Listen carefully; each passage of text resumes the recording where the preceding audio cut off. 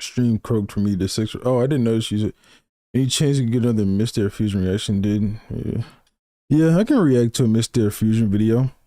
I'm gonna let you know right now though, Steven. I reacted to, or not reacted to, but I watched all the Boo Saga ones. So if you want me to watch one of those, I'd save your money. I just finished the last one today.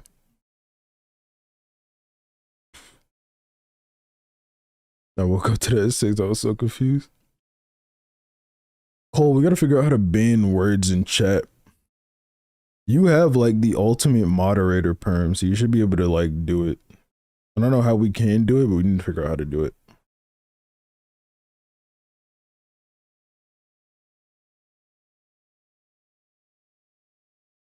And I'm in a tongue bonkers.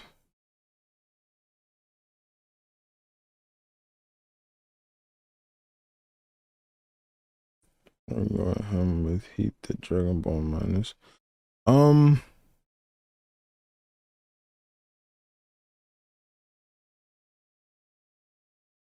the Boo reviews were good. All of them.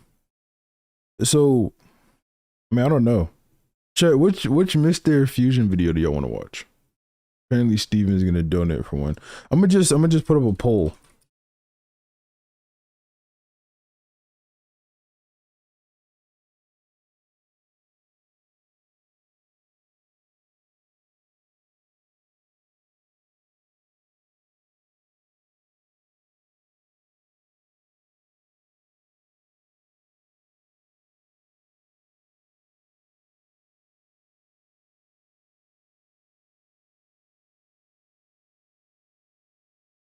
Okay. I'm gonna end the poll at like, I don't know. Actually, I'll just end it now. It's no real point.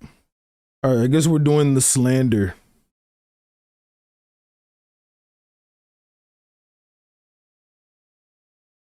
Please say the intro of Love Sosa. Thank you, nephew. I'm good, bro.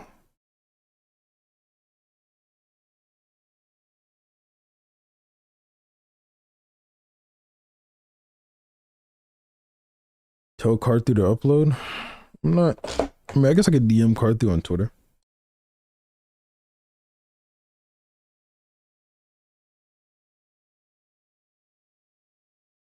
What's your type? Bro, Hatch, stop trying to get information out of me, bro.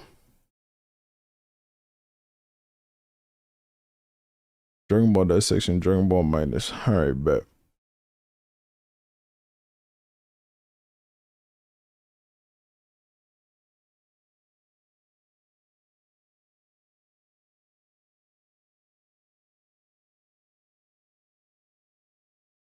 This is from 5 years ago. Oh my, it's 30 fucking minutes. Jesus. Okay, I'm definitely gonna have to watch this one in 1.25.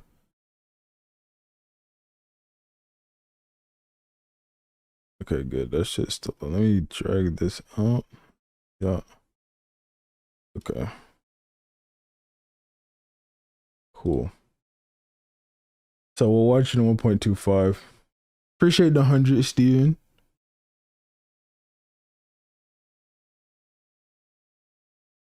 You and Swag should play Super Fight on stream again. That was some funny grade A dead ass content.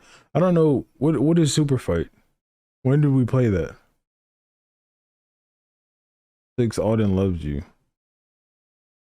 Okay.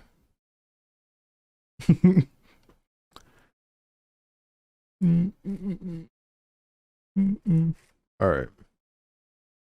When I saw the finished episode, I remember feeling a good bit of admiration. With my works, I prefer lighthearted fare, so I have a tendency to avoid serious material. Even if I had written about the same past, it would have become lighter in tone by far. Thanks to this, I felt as though even Dragon Ball had been given a little bit more depth. Toriyama Akira, in regards to the Bardock special, 2011. When we last checked in with Bardock in 2011, Dragon Ball wasn't exactly at its most mainstream. However, 2013 was a big year for Dragon Ball. Dragon Ball Kami to Kami, God and God or Battle of Gods, hit theaters, marking the first theatrical appearance of Dragon Ball animation in 17 years, with its success paving the way for the current ongoing television series and manga Dragon Ball Super. However, the movie wasn't the only new addition that year. Brand new Toriyama content was introducing material to the Dragon Ball landscape, even if it didn't appear to be at first. Ginga Putoru Jako, or Jako the Galactic Patrolman, a miniseries written by Toriyama Akira and serialized throughout the summer of 2013, told the story of an inept alien policeman sent to Earth to stop some unspecified calamity from befalling. Each chapter subtracted down, and before the series came to a conclusion, it became clear that Jako's mission was to stop the young Goku from reaching Earth, that the major character Tights was Blooma's never-before-referenced older sister, and that the series was, in fact, another Dragon Ball prequel. Likewise, 2015 was a big year for Dragon Ball, seeing the release of another new, but terrible, movie, and the launch of the aforementioned Dragon Ball Super. However, nestled in between those 2 years was something no less important. When Jako the Galactic Patrolman was collected into book form, it brought along a bonus chapter counting down one more time to the appropriately titled Dragon Ball Minus. Minus was a prequel to the prequel, presenting the situations leading up to the beginning of Jako the Galactic Patrolman, and those events just happened to center around Bardock. Unlike Episode of Bardock, which is pretty safe to assume is a sequel to the Bardock special, Dragon Ball Minus is clearly a complete reimagining of Goku's origin story. More importantly than that, though, it's just bad. Really bad. Embarrassingly bad. And you may be thinking that given how highly I praise the Bardock special, I would chafe at any attempt to usurp it, that I hate it simply on principle for not being the Bardock special. It's an accusation I've had to defend against for 3 years now at this point, and I feel it's something I need to address before I even get started, otherwise people are just going to dismiss everything I say as being blinded by nostalgia. But it's not remotely true. See, I only loosely followed Jako prior to reading Dragon Ball Minus, but I did follow it enough to know that a fresh-off-the-boat Goku briefly appears in it, and it clearly presents a Goku different enough to conclude the two just aren't compatible. So I knew going in that this was going to be totally different. I embraced that. I welcomed it. I looked forward to Toriyama's take on this. I readied myself for the idea that the Bardock special would be in continuity with the anime, while this new tale would be in continuity with the manga. I also wanted to spell up front the idea that I am disgruntled about Toriyama supposedly contradicting his own manga. For the most part. See, I try to make it a general rule of thumb not to assume things are in continuity unless they are explicitly stated to be. And I'm not sure if this is something I picked up from Curtis Hoffman's old manga summaries or somewhere else, but I definitely recall reading somewhere online, long before I'd seen the Bardock special. Hey, Prolast, hold up, Prolast. At this point, bro, just fucking time out Hoffman. The nigga won't, like, at this point, he's just spamming. Like, just time that nigga the fuck out.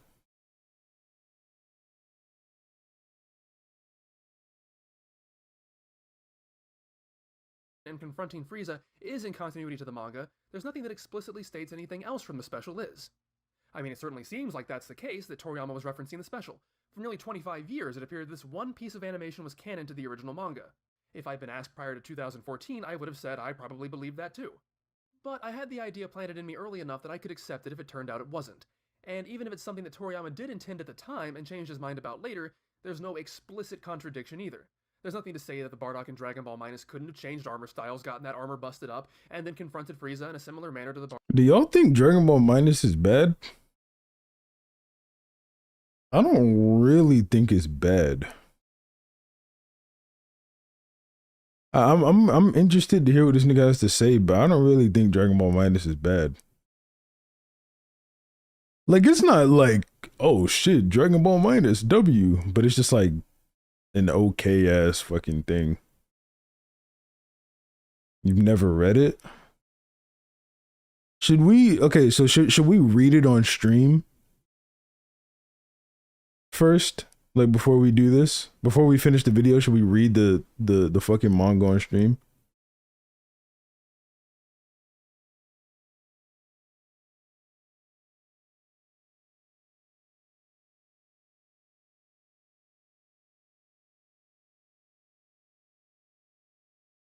Let me put up a poll.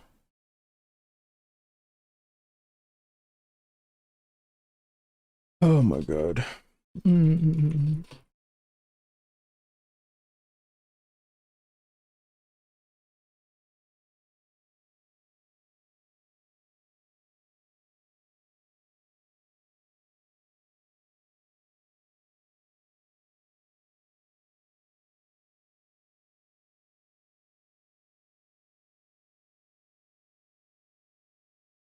What's up, Orcus?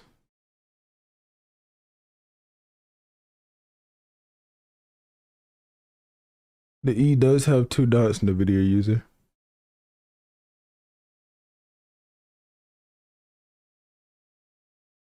I'll end the poll at like 60, 65 votes.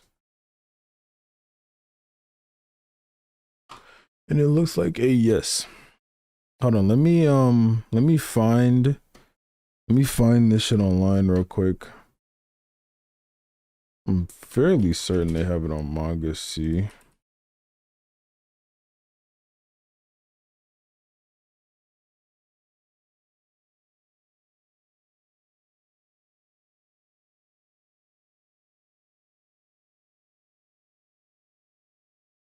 Yeah, here it is. It's on Manga C.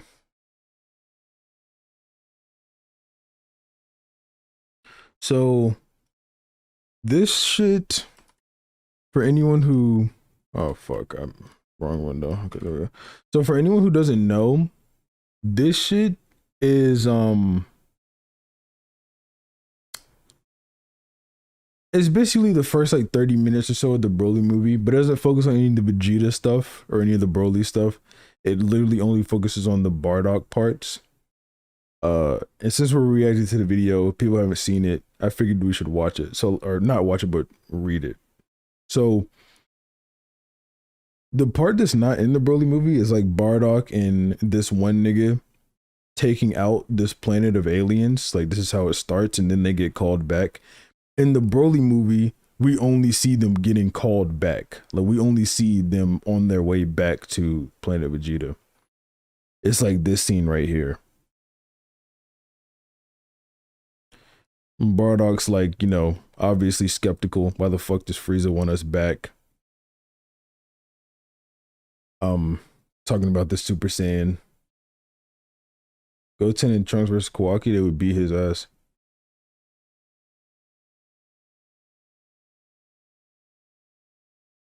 Now this part is weird. Dragon Ball Minus gets a lot of flack for being basically just retconny to shit. Like it has Frieza looking for the Super Saiyan and Super Saiyan God, which is kind of weird. You know what I'm saying? Because like Frieza originally was only scared of the Super Saiyan, like he never brought up anything else. Um, you get to see Kid Vegeta and whatnot. Like I said, it's basically like the first 30 or so minutes of the original movie.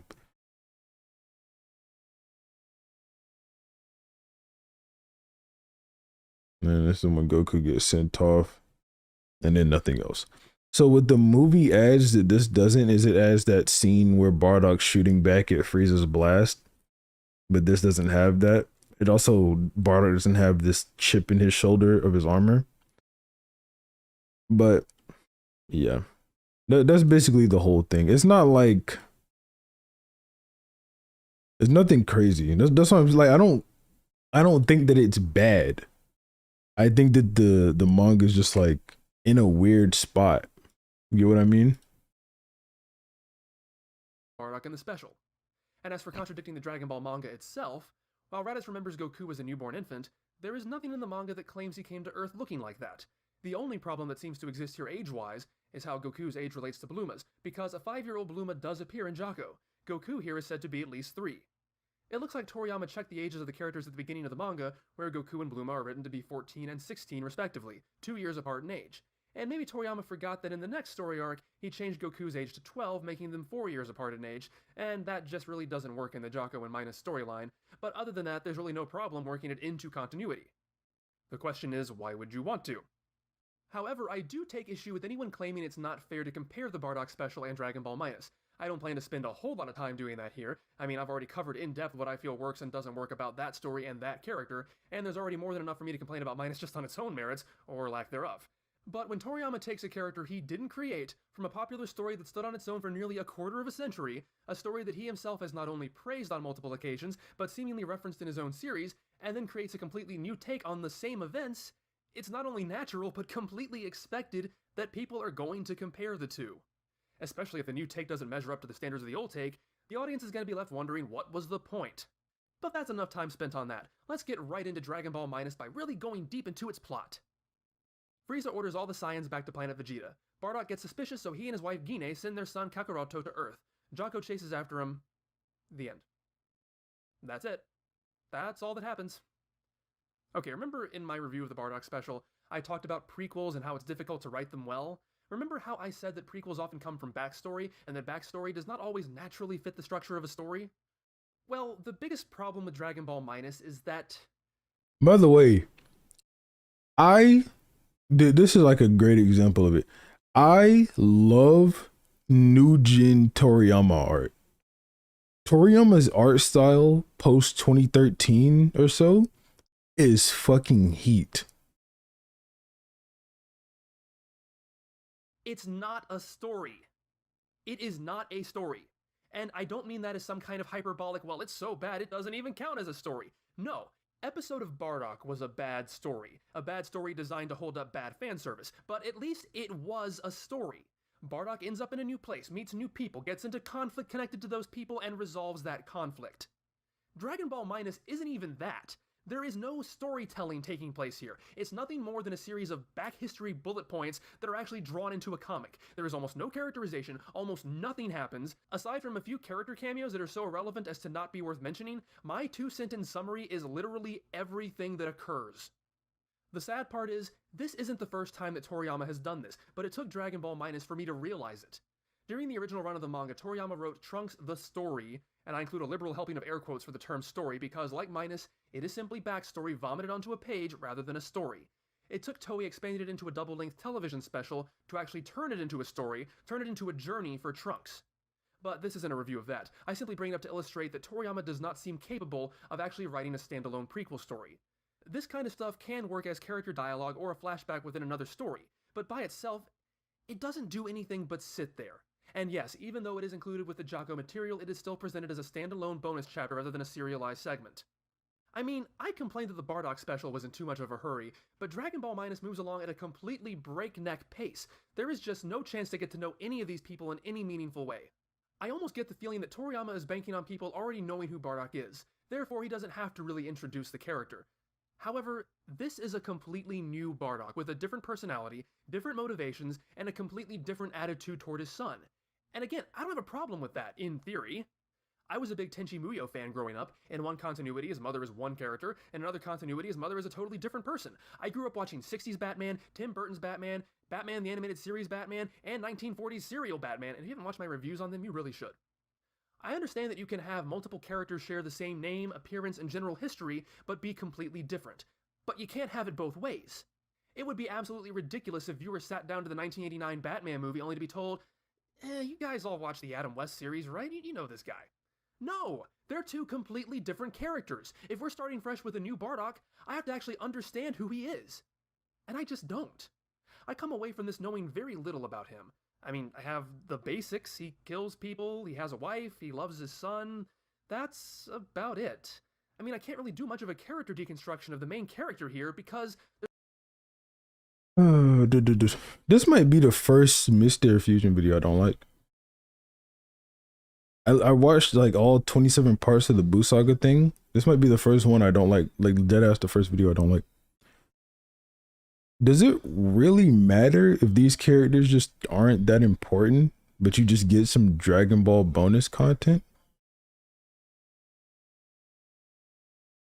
I don't think I really care. You know what I mean? Like, okay, I get that it's like a, you know, this is Mr. Fusion. What the hell? This is his name right there. I don't know. I mean, like, you just get some extra content on the lore of Dragon Ball. I don't think that the people have to be particularly relatable or well known for that to happen. Like, we don't need to know Bardock for this story to exist and be okay. I mean, I guess it's kind of a bad thing that you could just replace Bardock with any like do-gooder and have him send Goku away. But I mean, I guess it makes more sense for it to be his father of all people. But yeah, I mean, it's literally just bonus content. He only cares about the stories. The fact that Minus isn't a story is insulting to him. I mean, I get that. I can get that. You know, the fact that this isn't a story is insulting to him. I just don't get why. Like Bardock is Goku's dad. He saved Goku from certain death. Oh, and look, this is what Goku's mom looks like for everyone who's been wondering all these years. I don't see the problem for this.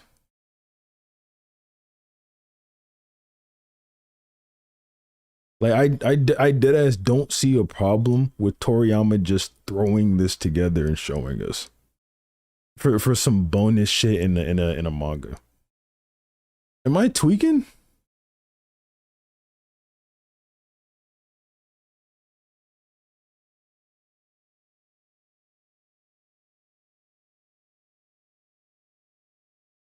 Is replacing the original more in-depth story? I mean, I guess.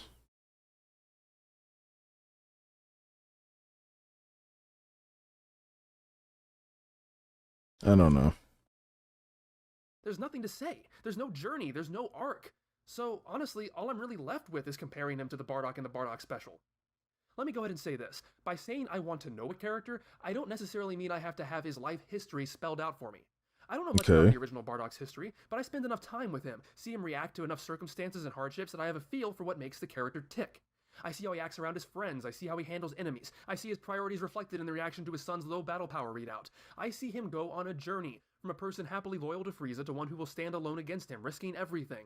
This Bardock is clearly different from that. He doesn't get psychic powers, he has some other friend slash co-worker than the ones we saw in the Bardock special. He's certainly more of a family man, and he cares enough about his son to give up his own one shot at surviving to make sure his son gets away safely. I'm not saying those aren't admirable traits, and I'm not saying that Bardock has to be mustache-twirlingly evil or think his son is trash. The original Bardock clearly cared for his comrades, after all. I'm not fond of how this reflects on Goku's story, but I'll get to that later. I'm just saying there's not much to this Bardock beyond how he's different from the other Bardock. Now, I've heard some people throw out the argument that Bardock figuring out that Frieza is going to destroy the planet is more satisfying than him being given the answer by psychic magic plot convenience. And I might be inclined to agree with those people, if we ever saw Bardock figure anything out. I mean, this is all pretty simplistic. Frieza commands every single Saiyan to come back to the planet so he can destroy them all at once, although he's too damn lazy to actually wait until they all come back. And his men are asking around about Super Saiyans, the legend of the Saiyan that is stronger than anyone else, including Frieza. I honestly can't tell if Bardock is making a ridiculously paranoid leap in logic that just happens to be right, or if all the other Saiyans are just ridiculously stupid to not be able to put two and two together. Either way, it doesn't feel like any kind of mystery is being unraveled here. For that matter, both Bardock and his subordinate already seem predisposed to not trusting Frieza. Again, it doesn't have to be the same as the Bardock special, but there just doesn't seem to be anywhere for him to go character-wise. He starts out not trusting Frieza, so his one solitary action in the chapter is to sneak around behind Frieza's back. I just don't think it's as interesting. This Bardock is made to stand out, though. It's said that his willingness to save his own son is due to the influence of his wife, Gine. Now, Bardock is the main character of Dragon Ball Minus, but Gine was the character fans were hyped about seeing, and was promoted pretty heavily. Finally, we get to meet Goku's mom! As I said, I tried to come into this as open to a new story as I possibly could be, but I admit I was feeling trepidation about Gine the moment she was announced. To me, it felt like fan service, world building for no other sake than for itself. Gine was going to be important only to those who needed a name to fill into Goku's fictional character biography. Hell, even worse, the soundbites were already coming in that Bardock and Gine were different, that most Saiyans didn't have families, but that Gine was just so special and didn't care for fighting, and she tamed Bardock and taught him to love, and other nauseating tripe like that. And yeah, I'd say the final result does bear that out. It's pretty much just in clunky exposition, but it's there. And I don't really care for it. If there was a story here, if Toriyama was giving me enough to make me care about Bardock and Gine, I might be able to accept this, although it would have to be a pretty damn good story. But as it stands, it really just comes... Hey, bro, I'm not gonna lie. I disagree with almost everything in this video. Like, I don't know, to me, bro, I care about both of these niggas just because they birthed this guy. And the shit I read this nigga go through, it makes me care about both of them. Like, I already care by default. I already wanted to see Goku's mom by default.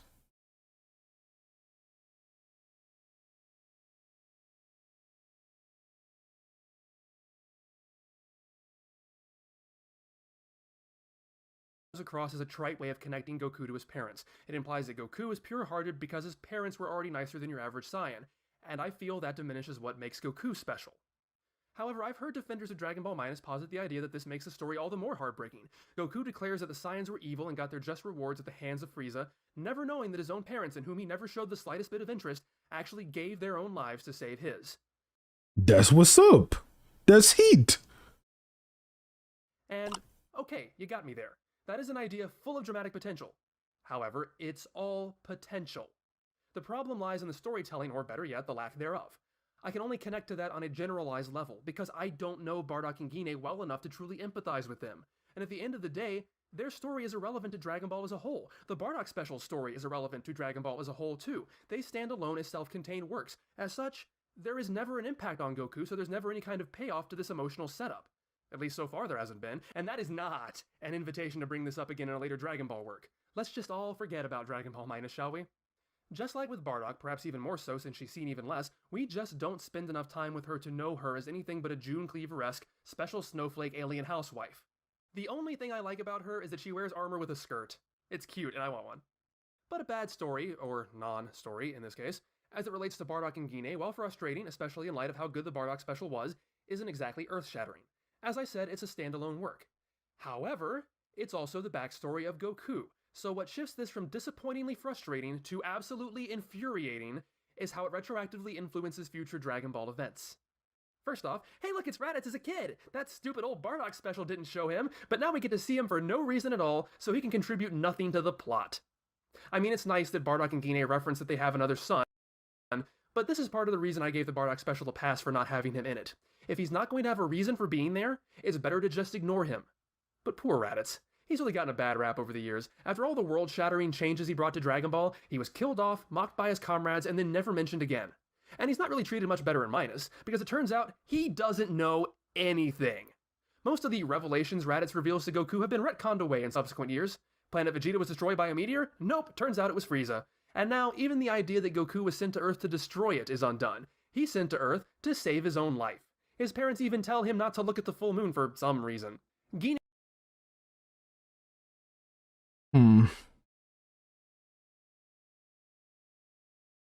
Bro, I just don't get this, bro.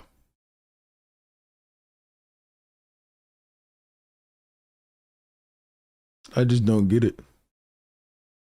says she'll tell Raditz about this, but I guess she never gets the chance. I mean, there's this big hullabaloo about secrecy. That's why Bardock and Gine stay behind, because they're afraid they'll be detected if there are three of them. Bardock even reminds his co-worker to turn off his scouter before they start bad-mouthing Frieza.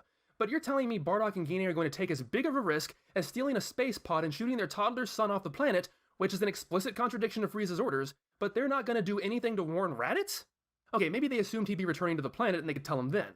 But that wouldn't make much sense because now he'd be stuck on the one place you don't want him to be, and would need his own stolen space pod to leave again and hopefully not be detected. So it makes more sense to try to warn him before he got back to keep him away. But I guess they're too afraid to send transmissions that might be detected. But if the actual Dragon Ball manga is still to be believed, things eventually come to such a head that Bardock openly defies and stands against Frieza at the very end. Okay, so at that point, what does he have to lose? Use a scouter! Let all the remaining Saiyans, including your son, know Frieza screwed you over as your last act of rebellion. Or don't.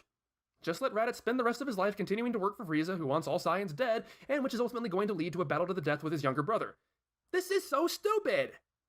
So at this point, really the only bit of truth Raditz has to tell Goku is that he's an alien.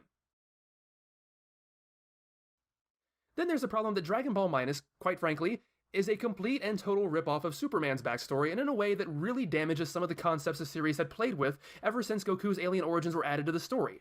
And all the naysayers cry out that Goku's origin was already similar to Superman's, and I'm not going to deny for a second that I've heard people making the comparisons for years. However, as it exists prior to Minus, I really don't see any similarities beyond the broadest sense. They're both babies sent to Earth near the destruction of their home planet, and they both become heroes of their adoptive planets. That's it. Certainly worthy of drawing parallels, but also substantially different from one another. Superman was sent to Earth for his own safety. In certain continuities, it was even expected that he would become Earth's savior. Goku's story was different though, as I talked about in my Saiyan Arc Part 6 video. Goku had spent years building himself up, taking on all comers, saving the world from the Red Ribbon Army and Piccolo. Then he comes to find out that he was supposed to have been a greater threat than all of them. Had things gone according to plan, he would have destroyed the world. But in the irony to end all ironies, not only did he not do that, it was thanks to him that Earth didn't fall to other conquering powers. Then of course there's Vegeta, an elite warrior who had access to all the privileges and opportunities that granted him.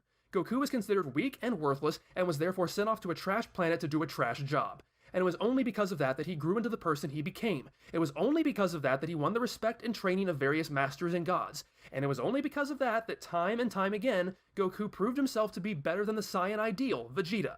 So yes, there were superficial similarities to Superman, but in execution they really couldn't have been any more different. But this? I half expected Bardock to put his hand on the space pod and say, "They can be a great people, Kal-El Karato. They wish to be. They only lack the light to show them the way." So completely gone is the idea that Goku was sent to Earth to destroy it by his barbaric race, but through a twist of fortune ended up becoming good. Instead, he was sent there by his loving parents to keep him safe. In fact, really the only difference between this and Superman's backstory is that Bardock is a soldier for a planet conqueror instead of a brilliant scientist. I I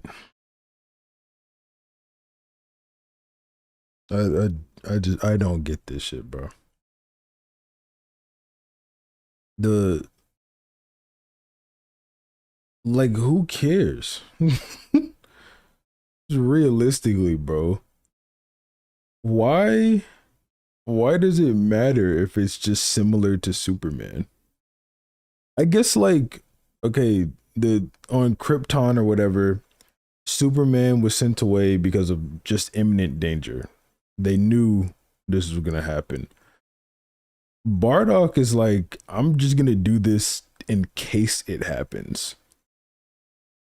In case it happens, I'll send Kakarot away.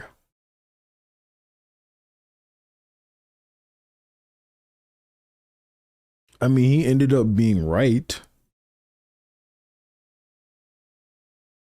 I don't know. It's exactly what I feared. It takes the wonderful irony of Goku's past and turns it into what was expected to happen. It makes Goku too special, or specifically it makes his origin too special. His parents were aberrations who loved each other and showed affection to their children. They're the only ones who figured out what Frieza was up to and took the steps that ultimately led to Frieza's defeat. It's just too pat. Again, the Bardock special walked that tightrope almost perfectly. It gave Bardock just enough pathos and uniqueness that you could sympathize with him as the protagonist, but it didn't make him out to be anything more than just an evil thug. It played with the idea of him trying to do something to make a difference to his fate and his son's fate, but he ultimately failed, which makes Frieza's memories of him tragically humorous. He was just that guy who got in the way at the last second, and nothing special about him was ever known.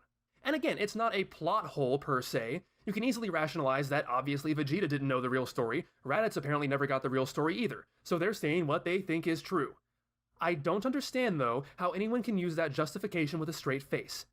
Is that really what's important? That we technically avoided a plot hole? Because I happen to think the themes that were lost due to this are much more important than whether or not we can bend over backwards to justify the inclusion of Dragon Ball Minus. Look, Goku's and Piccolo's late edition alien backgrounds alter the way the previous story elements are perceived as well. But love them or hate them, they added a lot to the story. We met new characters, went to different planets, found new transformations and enemies. What does this do? It doesn't add anything substantial, it just takes things away. Is it really worth invalidating what Raditz and Vegeta say to Goku? I don't think so. Finally, I want to address one more point I see tossed around. That it's not fair to compare Dragon Ball Minus to the Bardock special, or to be too hard on it at all, because Dragon Ball Minus is just a little 16-page bonus chapter. You can't expect it to be able to tell a complex story or hold it up to the same level as a 45-minute piece of information. To that, I say, if you can't effectively tell the backstory of Dragon Ball's protagonist in 16 pages, maybe you should reconsider doing it at all. Yeah. I mean, that is kind of the point. I knew that's what he's gonna There's say. a lot of stuff here. Two characters we have to get to know, Saiyan society, Frieza's motivation for wiping out an entire people. That is not something you can just skim through like Dragon Ball Minus does. That you can't tell that kind of story in 16 pages is obvious. That's not an excuse though, because Toriyama and whoever...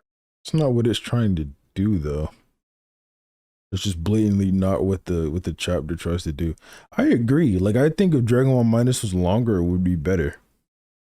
else was in I just charge don't decided think to that do this it is anyway. bad. And it's not like this needed to exist. Jocko was already a complete series on its own. It already told its story, a story of much smaller scope, I might add, over the course of 11 chapters. Dragon Ball Minus is marketing material, incentive to pick up the collected Jocko, nothing more. If this is a story Toriyama really wanted to tell, I find it hard to believe anyone would have objected to him making it longer so that it could be told properly. But okay, let's assume that the book had to be that size, no longer. and that Toriyama was approached about this idea and was too polite to turn them down, or whatever the legal ramifications are. This story is going to be written, and it's going to be 16 pages. In that case, don't waste precious panel space on pointless crap. Did we really need to see Raditz and Vegeta when they contribute nothing? Did we really need to waste 2 pages with the Galactic Patrol sending out Jocko when we just got done reading the story that already told us that? Did we really need to spend 2 pages with Frieza? Not to see him come to a decision to kill the Saiyans, but just expositing to a minion that he's going to do it, as in stuff we already know. Oh, I guess it had to be there so that Frieza could name-drop Super Saiyan God, which was a newly introduced and popular transformation when this book came out, and has nothing to do with any of the events we see here. There. I just gave you 4 whole pages, a quarter of this entire chapter, that you could have used to actually make me care about Bardock and Gine. When I first started Dragon Ball Dissection, I claimed that there was no part of Dragon Ball I hated. I've never heard him get that heated. He did not get that heated throughout the whole Buu saga, like Dissection. Never heard him get that heated. This didn't exist then. In fact, and I say this without exaggeration, and having had 3 years to digest this material, this may very well be the worst thing to ever carry the Dragon Ball name. Ultimately, it's plain and simple. There's no story here. It's just a bunch of, ooh, look, it's Goku's parents. Ooh, look, it's Vegeta and Raditz's kids. Ooh, look at all the shiny new backstory. What a waste. It's just so lazy. No thought was put into any of this. I'd rather it not have been written, which is a shame because Jocko the Galactic Patrolman is really good. But between this and the abysmal episode of Bardock, I'd say it's clear they need to put this character on a shelf and never, ever use him again. Honestly, just based on the ending of the Bardock special, it seems obvious why he should never be used again.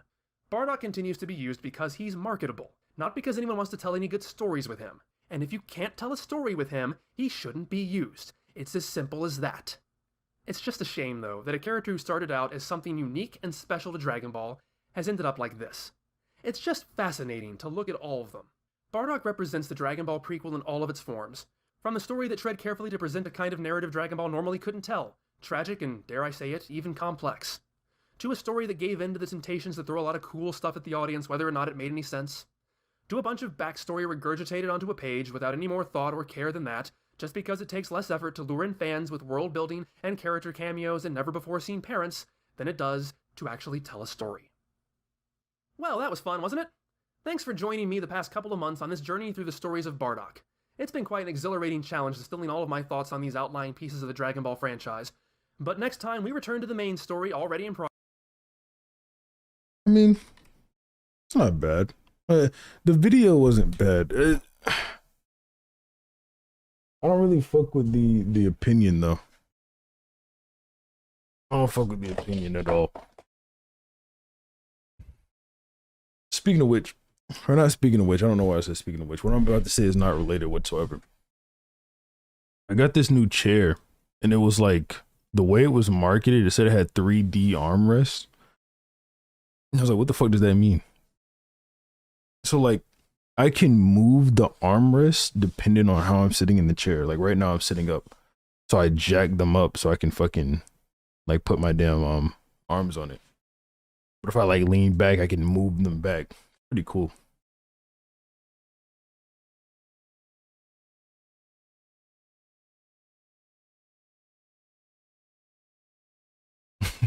It's your 3rd time bringing up the chair. Bro, the chair is good. I haven't bought a good chair in a while.